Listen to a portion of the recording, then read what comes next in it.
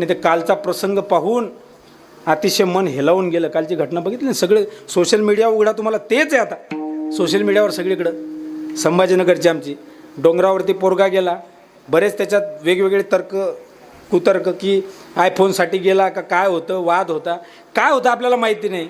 पण मला हे सांगायचं आहे, याच्यातून आपल्याला एवढंच लक्षात येतं मायबाप हो की संवाद हरवत चाललेला आहे. बरोबर आहे की नाही? जुन्या काळात आमच्या घरात पंक्ती बसायच्या, आई वडील मुलं असे एका पंक्तीत जेवायला बसायचे, सगळेच्या सगळे, सगळं घर सोबत जेवायचं आणि तेव्हाच आपलं घर गोकुळ होतं. आता आपल्या घरात सोबत जेवणं तरी आहे का? आता वडील आले, वडिलांना सांगितलं जेवायला बसून घ्या, ते म्हणले तेच झालं का पोराचं.